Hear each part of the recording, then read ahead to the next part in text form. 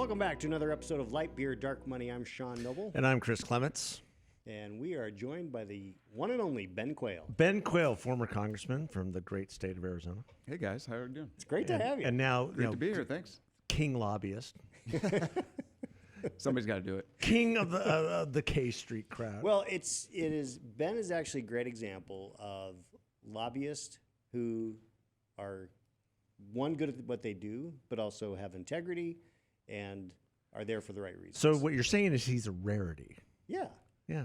I mean, we know a lot of lobbyists. We know a lot of lobbyists, don't we? And yeah. And then we've done some lobbying ourselves. yeah, and Ben's one of the good ones. Yeah. Well, thanks. I appreciate that.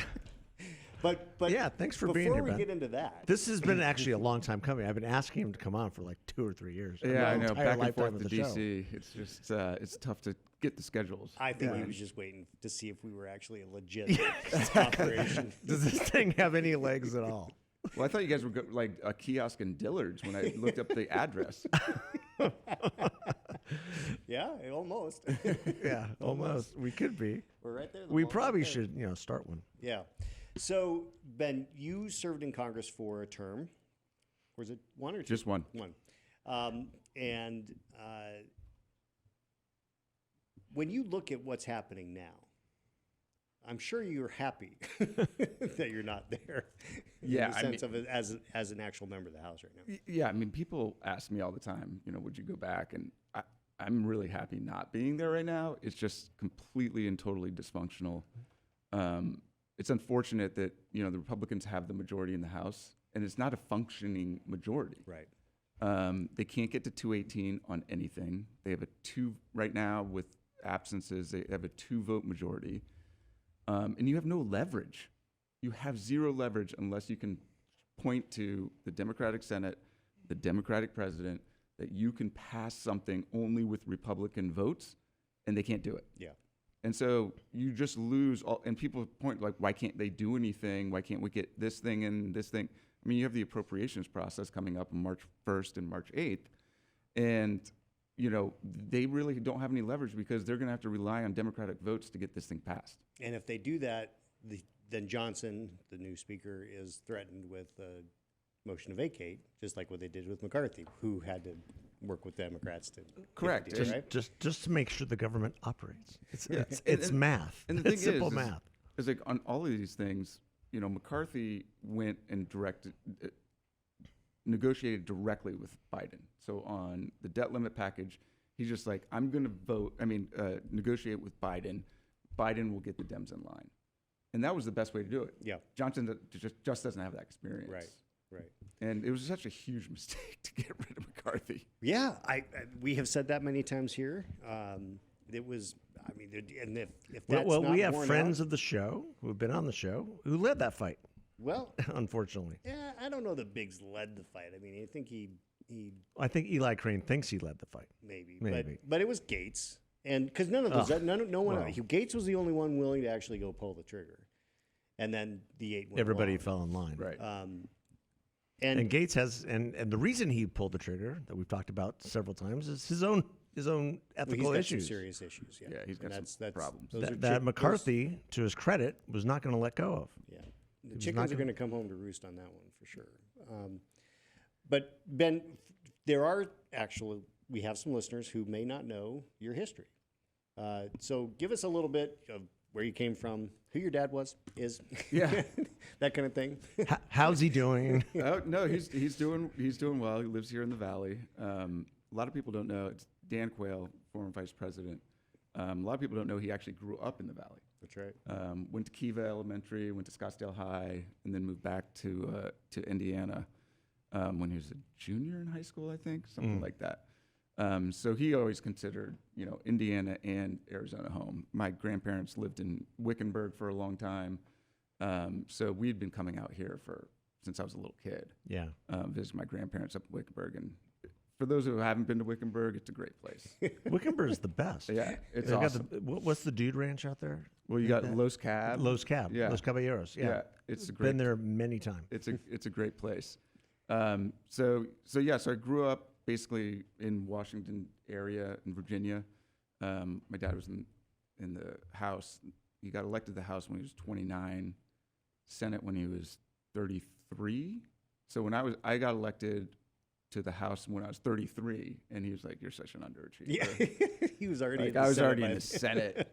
I mean, come on, aim higher, man. Wow. No and pressure. then VP at 41. Yeah. And the crazy thing is that Biden and Trump are both older than my dad. Yeah. And he's been out of politics since 1992. It is pretty amazing. That is nuts. that is freaking amazing. Because I was thinking about it. I mean, they're both older than Clinton, who hasn't been president for 20-some years. Older than Bush. I mean, it's just nuts that this is who we have. This is the as choice. our option. I mean, America. right, This is the choice. We have 300-some million people, right, and these are the two. and these are going to be the options. Well, and an additional 20 that Biden's let in that are unaccounted for. But who's counting? Yeah. So, as you look at what your time in the House was like in comparison to now, I mean, is it worth anybody actually going? I mean, to me, the concern I have is that it's so bad that we are literally making it so that nobody of any value goes. I mean, that anyone who can actually help make it better will actually run. Yes, it is worth it for those that want to actually enact some sort of change. And I want to encourage those that have the right discipline and the right values to try to do that. But it is making it just more unpalatable for people to go. And they're also passing these weird rules of, like, I mean, I know people are saying, oh, the stock banning, trading ban. I'm against that because the rules still apply to members of Congress, right? You can't insider trade. Right. And if you start putting these different rules on it for members of Congress, you're just going to get the ultra wealthy who have already made their money, or the ultra weird who don't care about money, Right. and will never make $174,000. Yeah, in their it's life. a pay raise Yeah. when they go to Congress, Correct. right? Yeah. And Well, and they're just there for the pension anyway. They're there to wait out their time and get the congressional I pension. mean, it's not that great. So No. So we shouldn't be passing laws. It sounds good. It plays to different bases, but passing laws to make it more difficult to get good people into Congress, because it is a sacrifice. You're sacrificing your time with your family. You're sacrificing, obviously, your career. But right now, it's so polarizing, and they're just sniping at one another all the time. Yeah, it's constant. You mentioned something earlier, though, that I think was instrumental in, when you look at the past and the way Congress was run, and that is you grew up in D.C., so your dad was there. You grew up in and around D.C., right? Yes. And that was a different time where It's really, it comes down to like the delegations, really. Like the Indiana delegation, all of them lived in the DC area. Sure. And then would go back. McCain is the one who started it, where the Arizona delegation lived here and did that commute. Right. And I don't know which is better. yeah, I mean, that's what I'm asking. What in terms of your perspective, what do you think creates more comedy, creates more friendships? I've heard both sides, and I look back at those times, and I knew a school teacher who taught at McLean, elementary, and she had everybody's kids in her class, and Democrats, Republicans, Independent, whoever, and it just created a different environment, I think. Yeah, and I think it's if your kids are on the same soccer team, or the same flag football team, right, lacrosse or go to the team. same church, you're less likely to get. You're less likely to hate the other person, right? Yeah, exactly. But on the flip side, and for me when I was growing up, it was nice because my dad could come home. Yeah. And I remember my dad didn't really go to the State of the Union. He always knew that was the night when he was going to have votes. So he would come home and watch the State of the Union on the TV. So that the family aspect, you're closer to your family. But, and then when you go back to the district or the state, you just really work it hard on those times when you're back. But I would not want to live in DC nowadays. Nowadays, it's a little different. It was a lot smaller. I like living in Arizona. Yeah. Well, I mean, we do have we are very blessed. Yeah, Blessed to be the here. weather in DC is, it's the worst. Not It is. awesome. It's not the most ideal. So what kind of stuff are you doing these days, and what are the issues that you are focused on that matter to what we're talking about? Yeah, I mean, my group is Venture Government Strategies. We have a wide range of clients working on various different issues. Right now, in the immediate term, is getting these appropriations bills and then the tax package as well, because that's important to a lot of businesses that we represent. And I think that they're in a good place. It's still to be determined on how they're going to bring the appropriations bills to the House floor, whether it's under suspension or under a rule. But with the rule, you have to get Dems to vote for it. Because, Right. I mean, Sean, when you were back, I knew every once in a while they would take down a rule. It was pretty rare. But now it's you can't get a rule. Right. It's like they don't even put it up because they know it's not going to happen. It's crazy. It is completely different. It is completely different. So those are the things that we're working on right now, and then there's like more long-term issues that we're trying to deal with. But it's a tough landscape right now. Yeah. And when you look out 5-10 years, what do you see as the biggest threats to what we face in America, and what are the biggest opportunities? Biggest threat is the debt. Interesting. I mean, it just is going to overcome everything. Social Security will have a 23% cut in 6 years? Yeah. 35, I think it is. Nobody's talking about it. None of the big candidates, the presidential candidates, want to touch it. And next year, we're going to be over $1 trillion in debt service for a it's year. Insane. So, I mean, all of that is going to crowd everything else out. So I think from a national security standpoint, from a domestic policy standpoint, from an economic standpoint, that debt issue is the biggest issue that's out there. And it scares me because nobody's dealing with it. I mean, literally, and actively running away from it, frankly. Correct. And making it worse. Yeah, and the thing is like, Medicare starts becoming insolvent soon as well, and nobody wants to touch it. And I mean, we tried to do that in 2011. The House passed something that would reform Social Security, Medicare, Medicaid, and that's when the Dems put Paul Ryan pushing off the cliff. Grandma off the cliff in the wheelchair. But it was, every year that you don't address these things, and the $34 trillion that we have right now is not even taking into account our liabilities with Medicare, Medicaid, Right. and Social Security. So, I mean, it's a scary thing.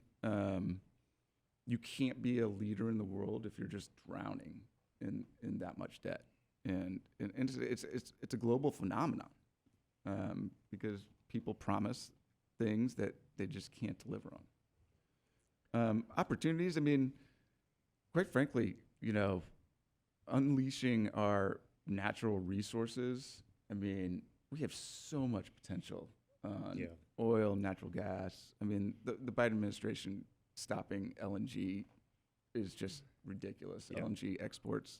I mean, I read some today that some LNG exporter just laid off or announced layoffs of 3,000 people. Oh, yeah. Jeez. Yeah. And we keep saying, we need to stand up to Putin. Right. We're cutting our Right. LSG to Europe. That makes perfect sense. Right. It's insane.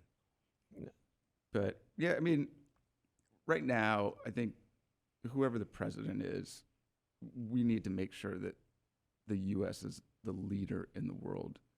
Right now, our allies and our enemies see weakness from a president who's not there mentally, a Congress who is dysfunctional, and they are using that as an opportunity to do, this is what's happening in the Middle East. This is what's happening in Europe and Ukraine.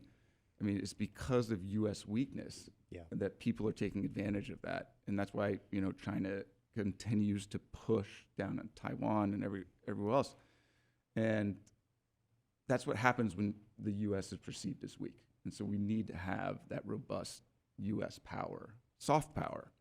I'm not saying go in everywhere, but we have to have that soft power that keeps the world aligned. Yeah. I mean, as trite as it may sound, I mean, Reagan was right. It's peace through strength. I Yep. mean, Oh, we have to absolutely. project strength. And you know, if you look back, I mean, I think this.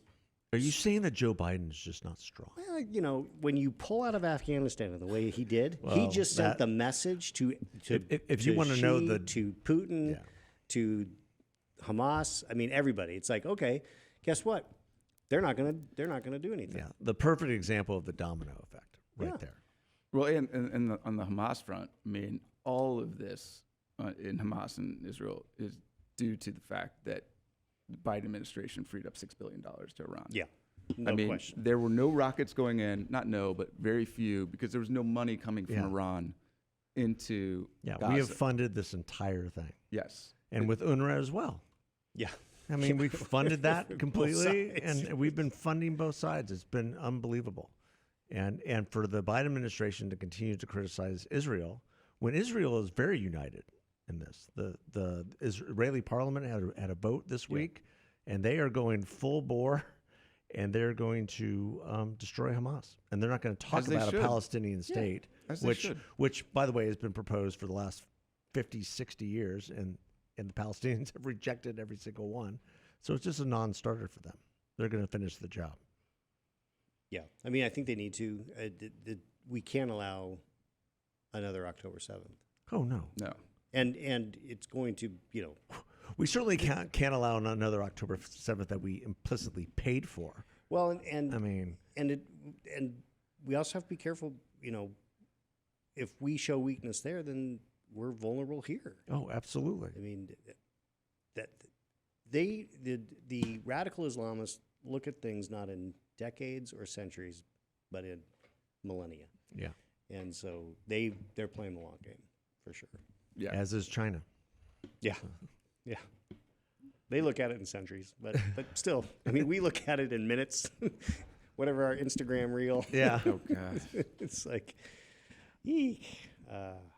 So Well, and that's why we have the endemic problems that we have financially with the country, because we're not looking Correct. forward. yeah, Yeah. I mean, we're we look looking for every instant 2 gratification. years because it's just about the election cycles. Yeah. And so we have a hard time tackling the long-term problems that we have because you're only looking towards, okay, well, there's a midterm. Oh, there's a presidential election. So it's every 2 years you're making these decisions. You have like a year to do something meaningful that if you're making the tough decisions, you know that it's going to be used against you in an election. Yeah. But it's the right thing to do, but it's tough because then you go, well, then we lose power, and then they might just rescind everything that we just did. yeah, So, I mean, from a Republican standpoint, in this election cycle, I think Steve Daines has done a great job on recruiting from the Senate standpoint. I mean, in Ohio, Montana, West Virginia, the 3 states that are needed to flip the majority. So that's, kind of something that could be there with Senate majority for a while, right. just because of the makeup of the states. And that way you can keep the filibuster, Right.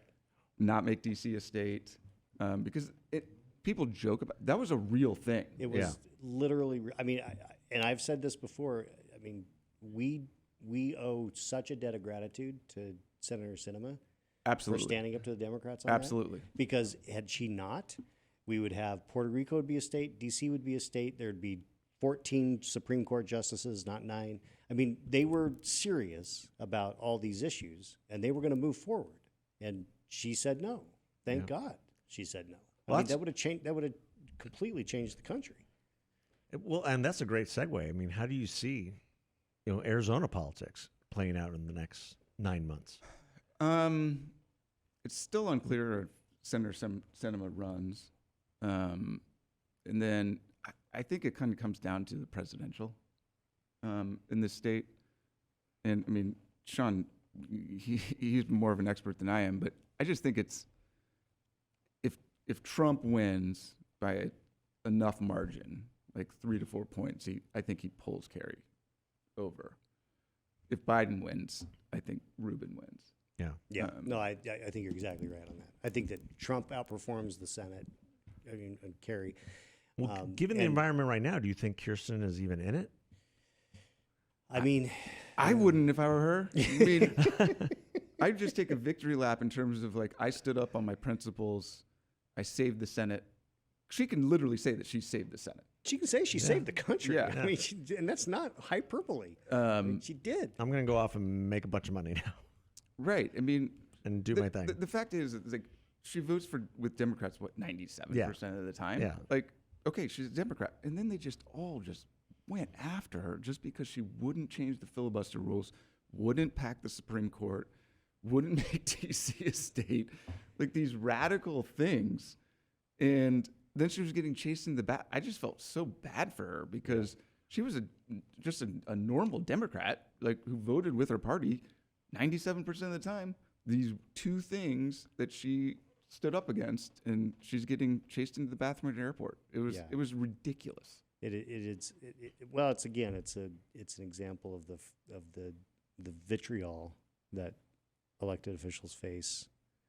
And the worst vitriol is always from their own side, right? The hardcore right is always worse to Republicans than to Democrats, and the hardcore left is always worse to Democrats than they are to Republicans. It's kind of crazy, but the worst hits come from your own people. Yeah, you're absolutely right. Just nuts. Well, Ben, we appreciate you taking the time. We know you're Absolutely. a busy man. Thank you. And I think we're going to need to have you come back. Well, I mean, he's busy preparing for a big volleyball. Oh, is that right? That's right. Championship, which is in a week. A championship. Well, I mean, a playoff tournament playoffs. that our girls who play together Yep. have a great chance of winning Nice. because they're on a really good team. They won great. last weekend. Yeah, That's great. Well, they can take this. I am like in that, like, my older kids did volleyball, and now I got to wait for my younger kids to get there. So I'm on the in-betweens of where you guys are right now. Well, I think when you finally, especially with girls, when they finally find a sport, this has been the case with Campbell for sure, that she just loves, and she loves that team, and she loves your wife and the coaches, and she's like, do I have volleyball this weekend? Why don't I have volleyball this weekend? Yeah, it's fun. Why aren't we practicing? It's fun. I It's don't fun to know. watch. My oldest is in club volleyball, and that's a lot. Yeah. but That's fun. what she It's wants to fun, do. But she loves it. That's what she wants to do because you're your kids, which is great. Yeah, it's fun. It's fun to watch them get better, and they're going to take the championship next weekend. I hope so. Without a doubt. I love the optimism. Awesome.